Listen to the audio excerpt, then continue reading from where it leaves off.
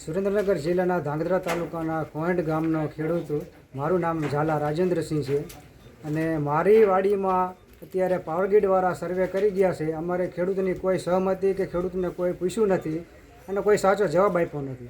હવે મારી વાડીમાં 1.5 હેક્ટરની જમીન છે, એમાં અમે 2 ભાઈઓ છીએ. હવે 2 ભાઈઓ 8 વીઘા જમીનમાં 4 વીઘા કોરિડોર આવે છે તારનો.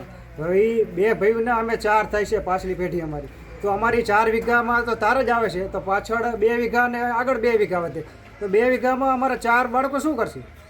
અને હાવ નજીવા જે 2011ની પ્રમાણનું જંત્રીના ભાવ પ્રમાણે અમને અત્યારે એવડાઈ કરી દેશે, તો એ પ્રમાણે કેવી રીતે ચલાવી લેવાનું? આજ વાઢિયા ગામમાં કચ્છમાં 28 રૂપિયા જંત્રી છે. અમારા ગામની વર્ષોથી 2011ની જંત્રી તમે ગણો તોય 82 રૂપિયા છે. તો અમને 382 અને એમને એક પુલ દીઠ 17 લાખ રૂપિયા કરી દીધા. તો અમારે આ 2 હેક્ટર વાળે ખેડૂતોને શું સમજવાનું? આ અન્યાય છે.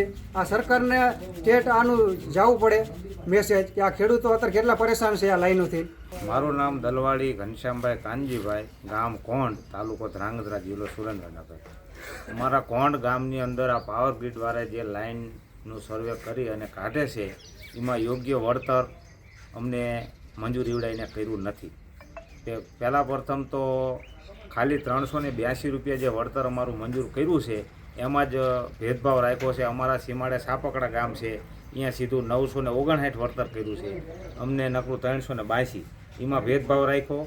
બીજા નંબરમાં કે જ્યારે અમે અહીંયા રજૂઆત કરવા જઈ તો કંઈ સરખો જવાબ મળતો નથી. એટલે અમે આજે કોંડ ગામના આખા ગામના જેટલા પાવર ગ્રીડની જે લાઈન નીકળે છે એ દરેક ખેડૂતો આજે મેં એકત્ર થઈ અને બધાએ એવું નક્કી કર્યું છે કે અમને પૂરેપૂરું સંતોષકારક વળતર મળે તો જ પાવર ગ્રીડને કામ કરવા દેવાની ગણતરી છે, બાકી કામ કરવા દેવાનું થતું નથી.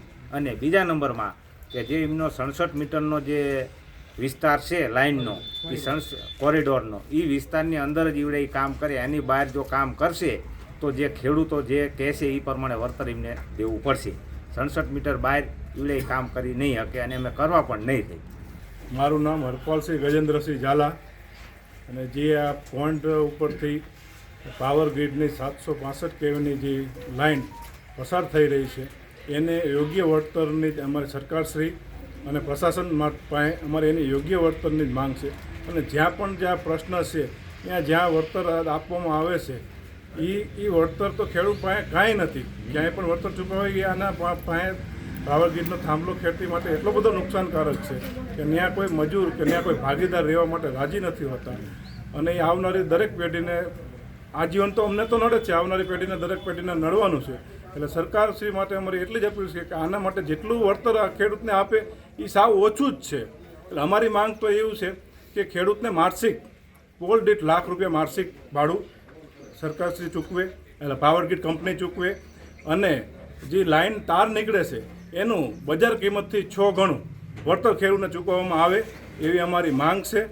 અને અમારી માંગ સરકારશ્રી અને પ્રશાસનશ્રીને આનો જે હટ નિવાડો લાવે એવી અમારી અપેક્ષા છે. જય હિન્દ, જય ભારત. માં motor driving, safe and sure driving. Driving એ શોખ સાથે આપની મોટી જવાબદારી પણ છે. અમારા ઇન્સ્ટ્રક્ટર દ્વારા સચોટ અને સરળ માર્ગદર્શન. આપની રોજની તાલીમની માહિતી મેળવીને શું અધુરાશ છે એના ઉપર પૂરું ફોકસ કરાય છે.